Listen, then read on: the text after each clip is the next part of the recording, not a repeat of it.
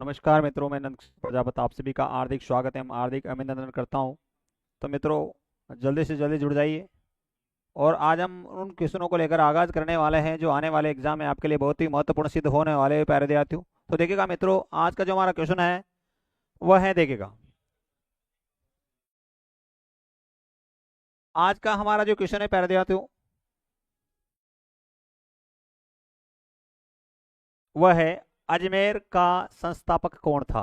तो देखिएगा प्यारे विद्यार्थियों, अजमेर जो है, अजमेर का जो संस्थापक था वो कौन था। तो जल्दी से जल्दी आंसर दीजिएगा प्यारे विद्यार्थियों। सबसे पहले हमारे सामने जो ए ऑप्शन है वह है वासुदेव चौहान, बी ऑप्शन है गोवक, सी ऑप्शन है अजय राज और डी ऑप्शन है प्यारे विद्यार्थियों वह है अर्णोराज। तो देखिएगा, क्वेश्चन हमारा पूछ रहा है अजमेर का जो संस्थापक था वो कौन था। अजमेर जो शहर है उसकी जो स्थापना होती है, इससे पहले थोड़ा देखिएगा, हमारा जो राइट आंसर है वह है अजय राज। और इस अजय राज के द्वारा कौन सा शहर बसाया गया था, अजमेर शहर बसाया गया था। और कब बसाया गया था, देखिएगा 1113 ईस्वी में अजय राज के द्वारा कौन सा शहर की स्थापना की गई थी, अजमेर शहर की स्थापना की गई थी। इसके अलावा प्यारे विद्यार्थी, जो अजमेर शहर को मैं लेकर मैं बात करूं, अजमेर जो शहर है एक घाटी में बसा हुआ है और उस घाटी का नाम था प्यारे विद्यार्थियों घुंगरा की घाटी। तो अजमेर शहर घुंगरा की घाटी में बसा हुआ है। इसके अलावा अजमेर की मैं बात करूं थोड़ा सा, तो अजमेर के पास ये जो दुर्ग है, यहाँ पर एक छोटा सा जो दुर्ग बना हुआ है और उस दुर्ग को कहते हैं तारागढ़ दुर्ग। तारागढ़ दुर्ग, तो याद रखना इस तारागढ़ का जो प्राचीन नाम था वो था अजयमेरु दुर्ग।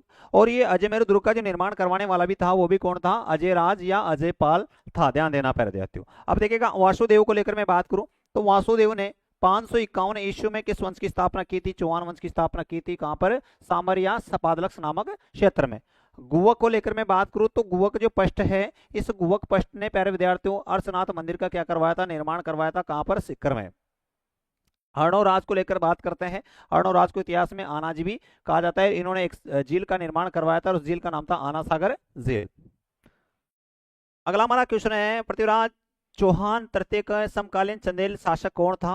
तो पृथ्वीराज चौहान के समकालीन जो चंदेल शासक था वो कौन था, देखिएगा प्यारे विद्यार्थियों, हमारे सामने ए ऑप्शन है वह है परमर्दी देव चंदेल, दूसरा है जय वर्मा, सी है कीर्ति वर्मा और डी है यशो वर्मा। तो देखिएगा, पृथ्वीराज चौहान के समकालीन जो चंदेल शासक था उसका नाम था परमर्दी देव चंदेल। और इस परमर्दी देव चंदेल को लेकर मैं बात करूं तो इसकी विशेषता क्या थी कि प्यारे विद्यार्थियों, इनके बीच में एक युद्ध हुआ था और उस युद्ध का नाम था महोबा का युद्ध। महोबा, यार इस महोबा को तुमुल भी कहा जाता है। महोबा ओब्लिक तुमुल का युद्ध,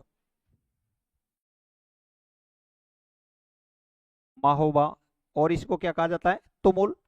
तो माओबा ओब्लिक तुमुल का जो युद्ध हुआ था वो 1182 ईस्वी में हुआ था। किसकी तरफ हुआ था, एक तरफ पृथ्वीराज चौहान था, पृथ्वीराज वर्सेस परमर्दी देव चंदेल।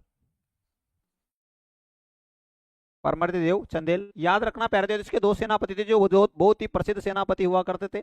एक का नाम था आला और दूसरे का नाम था उदल।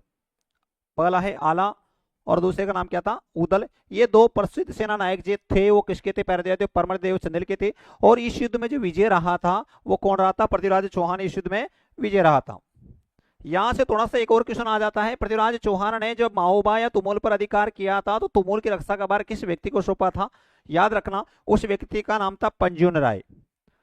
तो पृथ्वीराज चौहान ने तुमुल की रक्षा का भार किसको सौंपा था, पंजून राय को सौंपा था, विशेष याद रखना है। जिसके बाद मैं आगे बात करता हूं प्यारे विद्यार्थियों। अगला जो हमारा नेक्स्ट क्वेश्चन है वह है, निम्नलिखित में से कौन सा स्रोत चौहानों के इतिहास की जानकारी नहीं देता है। कौन सा स्रोत है जिसमें चौहानों की जानकारी नहीं मिलती। याद रखना हमारे सामने ए ऑप्शन है वह है पृथ्वीराज विजय, बी ऑप्शन है प्यारे विद्यार्थियों पृथ्वीराज राशो, सी ऑप्शन है बिजोलिया शिलालेख और डी ऑप्शन है गटियाली अभिलेख। तो ऐसा कौन सा स्रोत है जो बिजोलिया या चौहानों की जानकारी नहीं देता है। तो देखिएगा यहाँ पर पृथ्वीराज विजय को लेकर मैं बात करूं, क्या इसमें चौहानों की जानकारी मिलती है, बिल्कुल मिलती है प्यारे विद्यार्थियों। जिसके बाद में भी हमारे सामने पृथ्वीराज रासो, पृथ्वीराज रासो जो लिखा गया था किसके द्वारा, चंद्र बरदाई के द्वारा। क्या इसमें चौहानों की जानकारी मिलती है, बिल्कुल मिलती है। इसके बाद में हमारे सामने ऑप्शन है वह है बिजोलिया अभिलेख। बिजोलिया अभिलेख में क्या चौहानों की जानकारी मिलती है, बिल्कुल मिलती है। तो देखिएगा प्यारे विद्यार्थियों, ये तीनों में जानकारी मिलती है, तो इसका मतलब गटियाली शिलालेख हमारा राइट आंसर होना चाहिए। तो इसमें राइट आंसर है वो कौन सा है, गटियाली अभिलेख। क्या इसमें चौहानों की जानकारी मिलती, बिल्कुल नहीं मिलती प्यारे विद्यार्थियों। फिर किसकी मिलती है, याद रखना इसमें गुर्जर प्रतिहारों की क्या मिलती है, जानकारी मिलती है। देखिएगा अगला जो हमारा क्वेश्चन है वह है निम्नलिखित में से कौन सा स्रोत चौहानों के इतिहास की जानकारी नहीं देता है। तो देखिएगा निम्नलिखित में से कौन सा कथन असत्य है। तो देखिएगा कौन सा कथन असत्य है, ये देखिएगा हमारे सामने ए ऑप्शन है, सपाट लक्ष्य चौहानों का मूल स्थान माना जाता है, सपाट लक्ष्य चौहानों का मूल स्थान माना जाता है, क्या यह सही है। देखिएगा अगला है, विग्रहराज चतुर्थ ने तारागढ़ का निर्माण करवाया था, क्या विग्रहराज चतुर्थ ने तारागढ़ का निर्माण करवाया था। हमारा सामने देखिएगा अगला पॉइंट है वह है आई छत्रपुर, यहां पर आई छत्रपुर है प्यारे विद्यार्थियों। तो आई छत्रपुर नागौर चौहानों की प्राचीनतम राजधानी थी। अगला है हमारे सामने पृथ्वीराज तृतीय छामान वंश का अंतिम शासक था। तो देखिएगा ये भी राइट बिल्कुल है और ये भी राइट है और ये भी राइट है। इसका मतलब हमारा जो आंसर है वो कौन सा असत्य है, वह है विग्रहराज चतुर्थ वाला। प्यारे विद्यार्थियों विग्रहराज जो चतुर्थ है इसने क्या तारागढ़ दुर्ग का निर्माण करवाया था, बिल्कुल नहीं करवाया प्यारे विद्यार्थियों। तारागढ़ दुर्ग का निर्माण तो अजय राज के द्वारा करवाया गया था। देखिएगा हमारा नेक्स्ट क्वेश्चन है वह है प्यारे विद्यार्थियों निम्नलिखित में से कौन सा कथन शाकंभरी के चौहानों के विषय में असत्य है। तो शाकंभरी के जो चौहान है उसके बारे में असत्य कथन कौन सा है। हमारे सामने ए ऑप्शन है, आरंभ में वे प्रतिहारों के शामिल थे। दूसरा है गुवक उनका प्रथम स्वतंत्र शासक माना जाता है। सी है अजमेर नगर का संस्थापक अजय सिंह था। और डी है पृथ्वीराज तृतीय इस वंश के महानतम शासकों में से एक थे। तो देखिएगा प्यारे इसमें से असत्य कथन पूछ रहा है। तो यहाँ पर सबसे पहला हमारा पॉइंट है आरंभ में वे प्रतिहारों के शामिल थे, ये बिल्कुल सही है। दूसरा है गोवक उनका प्रथम स्वतंत्र शासक माना जाता है। तीसरा है अजमेर नगर का संस्थापक अजय सिंह था। तो देखिएगा यहाँ पर ये भी बिल्कुल राइट है। तो फिर ये भी राइट है, अजय सिंह नहीं अजय राज या अजय पालता प्यारे विद्यार्थियों, ये विशेष याद रखना है जिसने अजमेर की स्थापना की थी। अगला जो हमारा क्वेश्चन है प्यारे विद्यार्थियों वह है पृथ्वीराज तृतीय और मोहम्मद गौरी के मध्य कितने युद्ध लड़े गए थे। तो देखिएगा पृथ्वीराज चौहान और मोहम्मद गौरी के मध्य कितने युद्ध लड़े गए थे। हमारे सामने ए ऑप्शन है प्यारे विद्यार्थियों वह है 4, बी ऑप्शन है 3, सी ऑप्शन है 2 और डी ऑप्शन है 1। पृथ्वीराज चौहान और मोहम्मद गौरी के मध्य कितने युद्ध लड़े गए थे, हमें विशेष याद रखना है प्यारे विद्यार्थियों। तो देखिएगा पहला ऑप्शन हमारे सामने है 4 और दूसरा ऑप्शन है 3, सी ऑप्शन है 2 और डी ऑप्शन है 1। तो जल्दी से जल्दी आंसर दीजिएगा प्यारे विद्यार्थियों। देखिएगा तो इसमें जो राइट आंसर है वह है 2, पृथ्वीराज चौहान और मोहम्मद गौरी के मध्य कितने युद्ध लड़े गए थे, 2 युद्ध लड़े गए थे। 2 युद्ध को लेकर मैं बात करता हूं। पहला युद्ध था उसका नाम था तराइन का प्रथम युद्ध, तराइन का प्रथम युद्ध। ये लड़ा गया था 1191 ईस्वी में। एक तरफ कौन है, पृथ्वीराज चौहान, और दूसरी तरफ था उसका नाम था मोहम्मद गौरी। मोहम्मद गौरी पृथ्वीराज चौहान और मोहम्मद गौरी के मध्य लड़ा गया था। इस युद्ध में जो विजय रहा था वो कौन रहा था, पृथ्वीराज चौहान थर्ड विजय रहा था प्यारे विद्यार्थियों। जिसके बाद में जो दूसरा युद्ध को लेकर मैं बात करूं तो दूसरा युद्ध लड़ा गया था तराइन का सेकंड युद्ध, तराइन का सेकंड युद्ध। और इस युद्ध को लेकर मैं बात करूं तो ये लड़ा गया था 1192 ईस्वी में। एक तरफ कौन है, पृथ्वीराज चौहान है, पृथ्वीराज वर्षे, दूसरी तरफ है गौरी। दोनों के मध्य लड़ा गया प्यारे। लेकिन इस बार जो विजय रहा था वो कौन रहा था,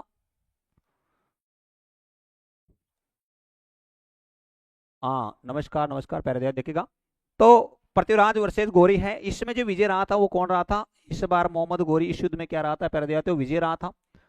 आगे मैं बात करता हूं प्यारे, दूसरी विशेषता क्या थी कि एक जो रासो है जिसका नाम है पृथ्वीराज रासो, इस पे हमें फोकस करना है। पृथ्वीराज रासो जो ग्रंथ है वो इस बात का दावा करता है कि ये पृथ्वीराज चौहान और मोहम्मद गौरी के बीच में जो युद्ध लड़े गए थे वो 2 युद्ध नहीं लड़े गए थे, जबकि कितने युद्ध लड़े गए थे, 21 युद्ध लड़े गए थे। कितने युद्ध लड़े गए थे प्यारे विद्यार्थियों, 21 युद्ध लड़े गए थे। विशेष याद रखना, इसका जो दावा करता है वो कौन करता है, पृथ्वीराज रासो ग्रंथ।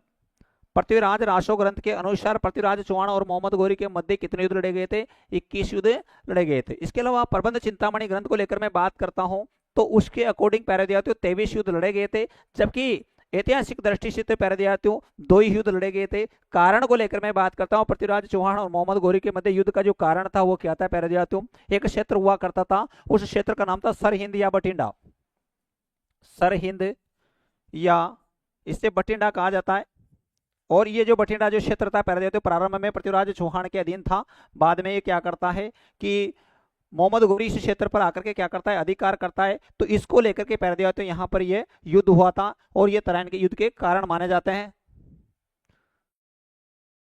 हाँ जोगेंद्र जी नमस्कार नमस्कार।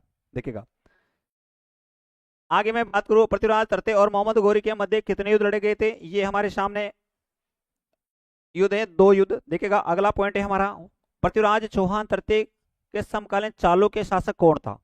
पृथ्वीराज चौहान और जो पृथ्वीराज चौहान जिस समय शासक हुआ करता था उस समय चालुक्य वंश का जो शासक था वो कौन था प्यारे विद्यार्थियों। तो देखिएगा हमारे सामने ऑप्शन है भीमदेव प्रथम, दूसरा है भीमदित्य, तीसरा है जयचंद और चौथा है परमर्दी।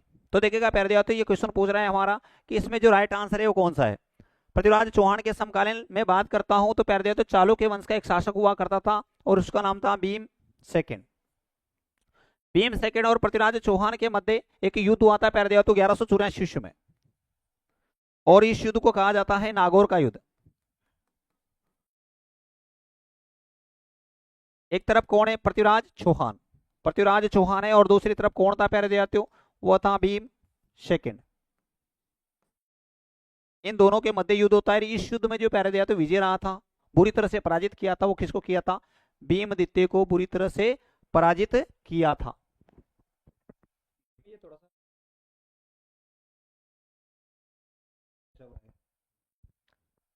देखिएगा,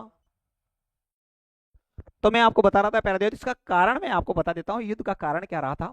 पहला जो कारण तो ये माना जाता है प्यारे विद्यार्थियों कि पृथ्वीराज चौहान है, उसके पिताजी, देखो ऐसे ऐसे हो जाता है कभी कभी, पृथ्वीराज चौहान इसका मैं कारण बता रहा था प्यारे विद्यार्थियों आपको, युद्ध का जो कारण था, महत्वपूर्ण कारण क्या था, इस पर हम थोड़ा सा बात करते हैं कि पृथ्वीराज जो चौहान है उसके पिताजी थे 1177 ईस्वी में सोमेश्वर चौहान, वो क्या करते हैं कि भीम सेकंड से लड़ते हुए वीर गति को प्राप्त हुए थे। ये पहला कारण माना जाता है। लेकिन ये कारण यहाँ रुका नहीं, कारण एक दूसरा भी हुआ करता था प्यारे विद्यार्थियों, और उस कारण को लेकर मैं बात करता हूँ कि यहाँ पर आबू जो क्षेत्र है, आबू का एक शासक हुआ करता था जिसका नाम था प्यारे विद्यार्थियों राव सलखा, राव सलखा। और इस सलका की पुत्री हुआ करती थी प्यारे, उसका नाम था इच्छन कुमारी, इच्छन कुमारी। और इस इच्छन कुमारी से जो विवाह करना चाहता था प्यारे विद्यार्थियों, वो कौन करना चाहता था, भीम सेकंड करना चाहता था। लेकिन इच्छन कुमारी ने विवाह कर लिया किससे, पृथ्वीराज चौहान से।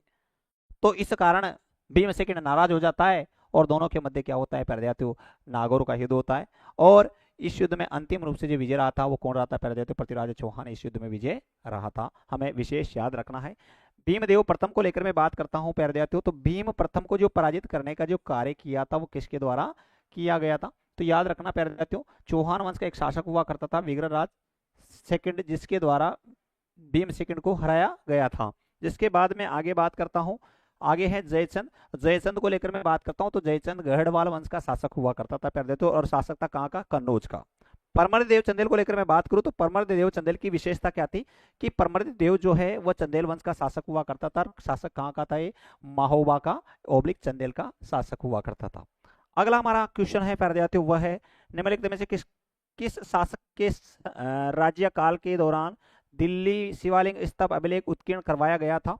तो ऐसा कौन सा चौहान वंश का शासक था जिसके समय दिल्ली में शिवालिक स्तंभ का निर्माण किया गया, याद रखना प्यारे विद्यार्थियों। और इस शिवालिक स्तंभ में उस शासक को तुरुष्कपति भी कहा गया है। वेरी वेरी इंपॉर्टेंट क्वेश्चन है प्यारे विद्यार्थियों। तो देखिएगा हमारे सामने ऑप्शन ए है अर्णोराज, बी ऑप्शन है हमारे सामने विग्रहराज चतुर्थ, सी ऑप्शन है प्यारे विद्यार्थियों पृथ्वीराज द्वितीय, और डी ऑप्शन है पृथ्वीराज तृतीय। तो जल्दी से जल्दी आंसर दीजिएगा मेरे प्यारे विद्यार्थियों। देखिएगा हमारे सामने 4 ऑप्शन है, जल्दी से जल्दी आंसर दीजिएगा। तो देखिएगा इसमें जो राइट आंसर रहेगा वो कौन सा रहेगा प्यारे विद्यार्थियों, विग्रहराज चतुर्थ। और इस विग्रहराज चतुर्थ की विशेषता क्या थी कि भाई साहब विग्रहराज चतुर्थ के समय दिल्ली में शिवालिक स्तंभ का क्या हुआ था, अभिलेख का क्या हुआ था, निर्माण हुआ था, विशेष हमें याद रखना है प्यारे विद्यार्थियों।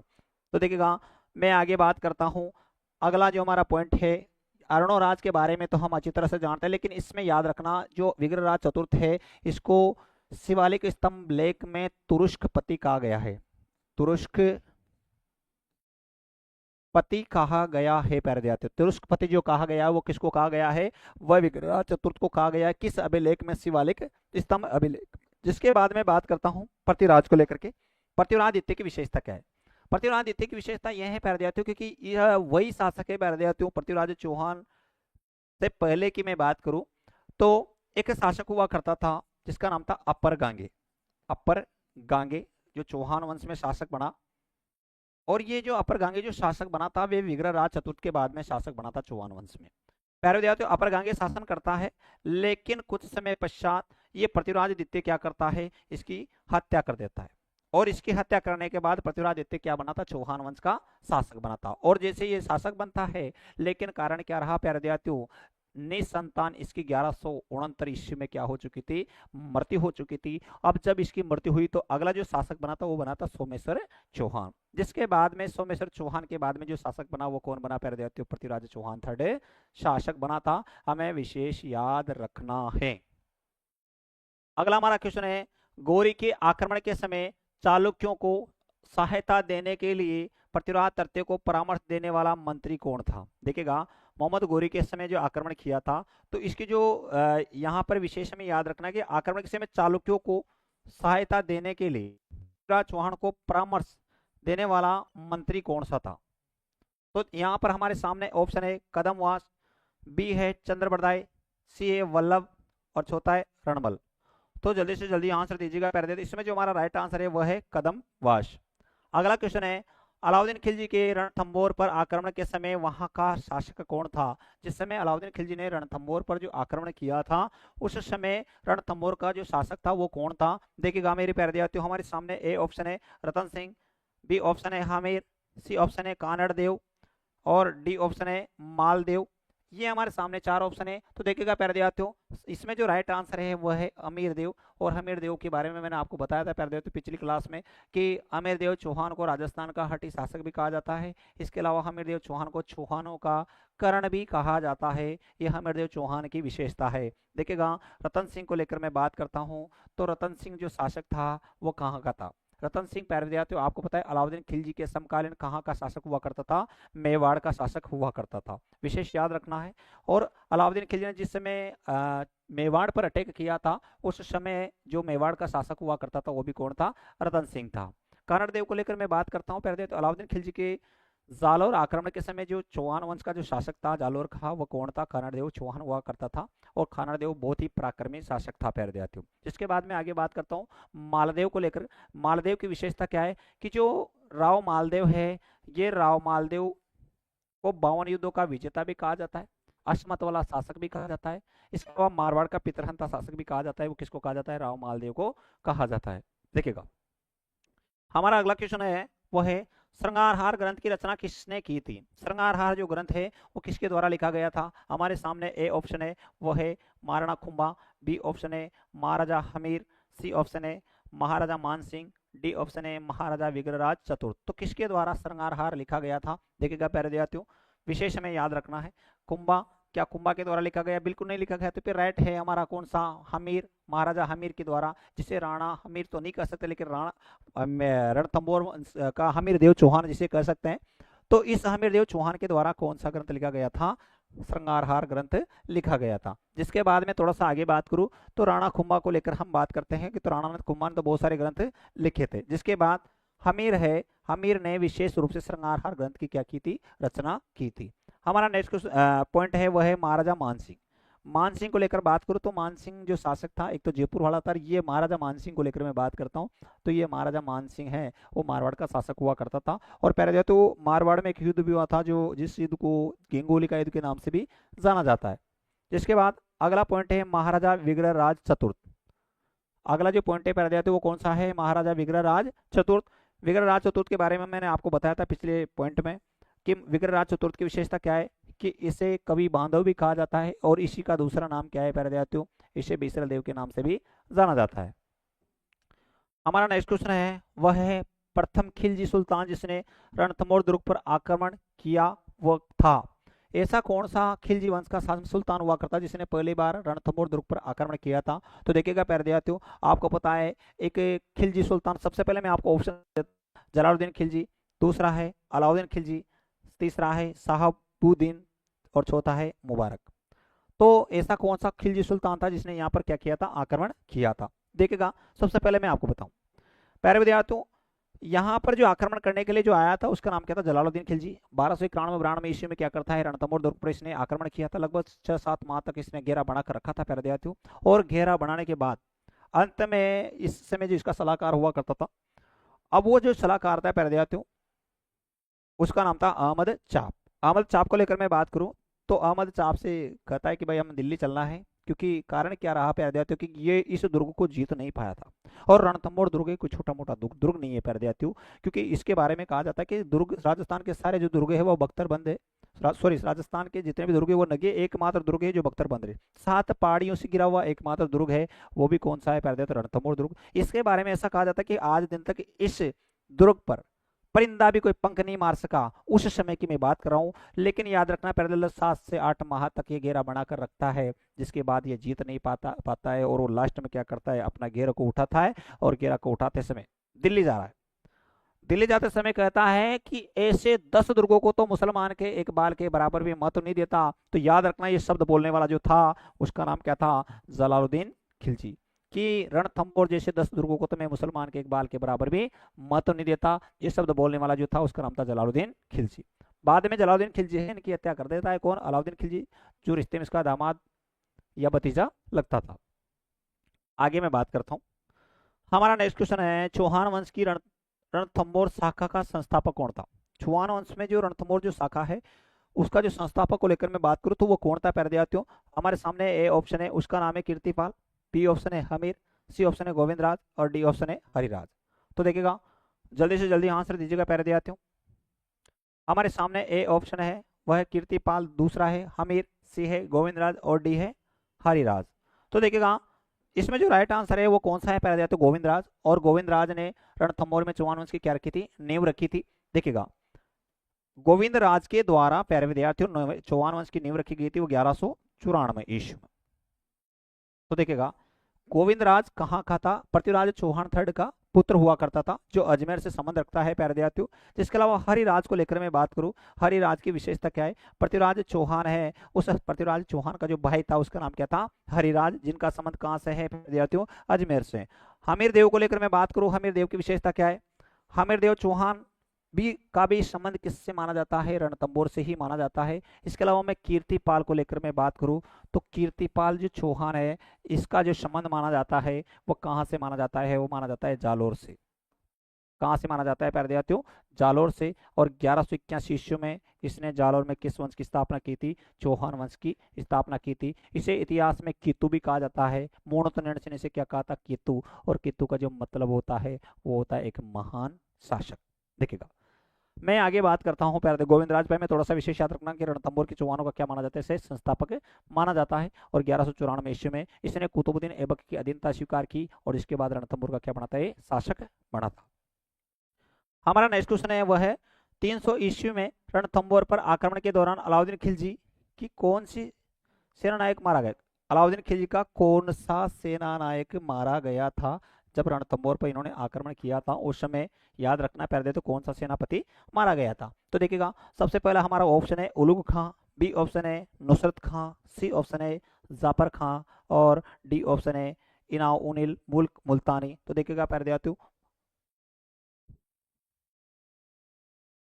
हाँ कोमल नागर, नमस्कार नमस्कार प्यारे विद्यार्थियों, स्वागत है आप सभी का। देखिएगा, बिल्कुल, तो मैं आपको बता रहा था प्यारे विद्यार्थियों, ध्यान दीजिएगा। तो यहाँ पर जो मारा गया था वो कौन मारा गया था, नुसरत खां मारा गया था। विशेष हमें याद रखना है प्यारे विद्यार्थियों, कारण क्या रहता है कि जब ये 1299 ईस्वी में अटैक करने के लिए अलाउद्दीन खिलजी की सेना और इधर की जो सेना आती है, तो प्यारे विद्यार्थियों यहाँ पर एक गोला लगने के कारण ऐसा बताया जाता है कि इसकी क्या हो चुकी थी, मृत्यु हो चुकी थी। और दूसरी विशेषता यह थी प्यारे विद्यार्थियों क्योंकि इन्होंने भी विजय हारने के बाद में जब हमीर देव चौहान की इसमें विजय हो जाती और हार कौन जाता है, अलाउद्दीन खिलजी के कुछ सेनापति जो हार जाते हैं। लास्ट में उन्होंने प्यारे दयात्यु क्या किया था कि इधर अमीर देव का जो एक सेनापति हुआ करता था जिसका नाम था प्यारे दयात्यु भीम सिंह, वो भीम सिंह की क्या कर दी थी, उन्होंने हत्या कर दी थी, ध्यान देना। तो इधर से जो मारा गया था वो तो नुसरत खां मारा गया था, इधर से भीम सिंह मारा गया था। उलग खां को लेकर मैं बात करूं तो भाई साहब उलग खां भी किसका सेनापति था, अलाउद्दीन खिलजी का। जफर खां भी इसी का सेनापति था। एन उल मुल्क मुल्तानी को लेकर मैं बात करता हूं तो ये भी किसका सेनापति हुआ करता था, ये भी अलाउद्दीन खिलजी का ही सेनापति हुआ करता था। हमारा नेक्स्ट क्वेश्चन है, रणथंभौर की विजय के उपरांत अलाउद्दीन खिलजी ने इस दुर्ग को किसके लिए, किसके अधिकार में सौंपा था। तो देखिएगा अलाउद्दीन खिलजी ने जो इसकी रक्षा का जो भार था वो किसको सौंपा था, याद रखना हमारे सामने ए ऑप्शन है उलूग खां, दूसरा है नुसरत खां, तीसरा है अकात खान और चौथा है उमर खान। तो देखिएगा प्यारे दिया किसको सौंपा था, इसमें जो राइट आंसर है वो है उलूग खां, इस उलूग खां को सौंपा था। अगला क्वेश्चन है, रणथंभौर के शासक हमीर देव द्वारा किस मंगोल नेता को शरण देने पर अलाउद्दीन खिलजी ने रणथंभौर पर आक्रमण किया था। रणथंभौर का जो कौन सा शासक है, रणथंभौर के शासक हमीर देव द्वारा किस मंगोल नेता को शरण देने पर अलाउद्दीन खिलजी ने रणथंभौर पर आक्रमण किया था। तो देखिएगा पहले आती हूँ, कमल दाकड़ स्वागत है आप सभी का। देखिएगा, अरे बेटा इधर ध्यान दे पढ़ाई पे। तो मैं आपको बता रहा था पहले आती हूँ, यहाँ पर ए ऑप्शन है तैमूर खां, बी ऑप्शन है मोहम्मद शाह, सी ऑप्शन है खेबरू और डी ऑप्शन है मोहम्मद खान। तो देखिएगा पहले देता हूँ, मैं आपको बताना चाहता हूँ कि अमीर देव जो चौहान है इसने एक नेता को शरण दी थी, पहले याद रखना उसका नाम था मीर मोहम्मद, मूल नाम था इसका मीर मोहम्मद। तो विशेष में याद रखना है, रणथंभौर के द्वारा अमीर देव चौहान मंगोल शासक शरण देने का जो कार्य किया था वो किसको किया था, मोहम्मद शाह को किया था। इसके साथ में केबरू भी आया था, याद रखना केबरू विशेष में याद रखना है विद्यार्थियों। यहाँ से अगर ऐसे क्वेश्चन आ जाता है, पटवारी में क्वेश्चन पूछा गया था। हाँ RJ 1151, हाँ स्वागत है विद्यार्थियों आप सभी का। तो देखिएगा, तो यहाँ पर मैं आपको बताना चाहता हूँ कि ऐसा कौन सा शासक था। तो याद रखना इस मीर मोहम्मद शाह को इसने क्या दी थी, हमीर देव के द्वारा शरण दे दी जाती है। इसका कारण ये माना जाता है कि एक अलाउद्दीन खिलजी की एक बेगम हुआ करती चिमना बेगम, उसको लेकर के पैर तो इनके मध्य थोड़ा सा मतभेद होता है और ये मीर मोहम्मद वहां से निकल करके कहाँ आ जाता है, हमीरदेव चौहान के बारे में पास में आ जाता है। और हमीरदेव चौहान तो वैसे शरणागतों का रक्षक माना जाता है प्यारे, क्योंकि ये एक बार हट कर लेता है तो चाहे इसके प्राण चले जाए लेकिन वचन नहीं जाते थे। ये राजपूतों की आन बान शान और अभिमान का प्रतीक रहा है प्यारे। तो एक और माना जाता है कि इनके बारे में कहा जाता है कि सिंह गमन शत पुरुष वचन कदली फल एक बार, तरिया तेल हमीर हट चढ़े न दूजी बार। देखिएगा बेटा ध्यान दे पढ़ाई पे, कमल दाखड़। सुल्तान जलालुद्दीन खिलजी के रणथंभौर अभियान के समय वहां का शासक कौन था। सुल्तान जलालुद्दीन खिलजी के रणथंभौर अभियान के समय जो वहां का जो शासक था वो कौन था प्यारे देहातियों। तो मैं आपको बता रहा था यहाँ पर ए ऑप्शन है गोविंद राज, बी ऑप्शन है वीर नारायण, सी ऑप्शन है हमीर और डी ऑप्शन है रतीफाल। तो देखिएगा यहाँ का जो रणथंभौर का जो शासक था वो कौन था प्यारे देहातियों। तो इसमें राइट आंसर है वो कौन सा, हमीर देव चौहान।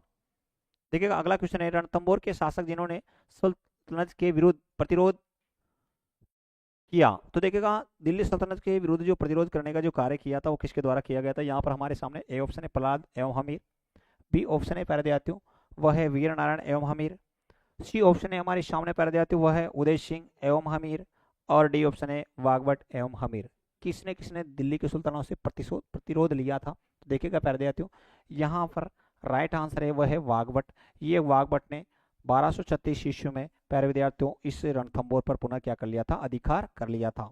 इससे पहले रणथंभौर पर जो एक सुल्तान हुआ करता था दिल्ली का, उसका नाम था इल्तुतमिश, और उस इल्तुतमिश ने रणथंभौर पर क्या कर लिया था, अधिकार कर लिया था। लेकिन 1236 ईस्वी में इसने वागभट ने मौका दे करके रणथंभौर पर पुनः अधिकार कर लिया था। और एक जो दूसरा है सुल्तानों से प्रतिशोध लेने वाला उसको बोलते हैं हमीर, और ये हमीर तो आप जानते हैं पहले जो अलाउद्दीन खिलजी और जलालुद्दीन खिलजी से प्रतिशोध लेने का कार्य किया था।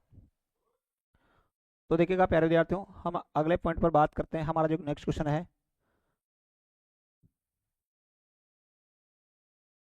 देखिएगा मेरे प्यारे विद्यार्थियों, तो मैं इन पर मैं बता रहा था आपको, पहला है थोड़ा सा हमें याद रखना है अगले क्वेश्चन पर हम बात कर रहे हैं। देखो अगला क्वेश्चन है, प्रतिहार शिलालेखों में पदाधिकारियों का उल्लेख किस रूप में मिलता है, हमें बताइए। देखिएगा पैर दिया तो जल्दी से जल्दी आंसर दीजिएगा।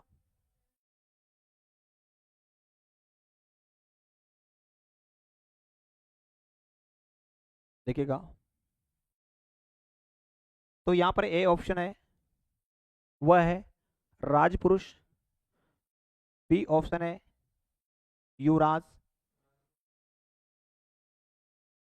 और सी ऑप्शन है मंत्री, और यहाँ पर आता है एक रानी। तो इसमें जो राइट आंसर है वह है रानी। देखो पैर देते हो।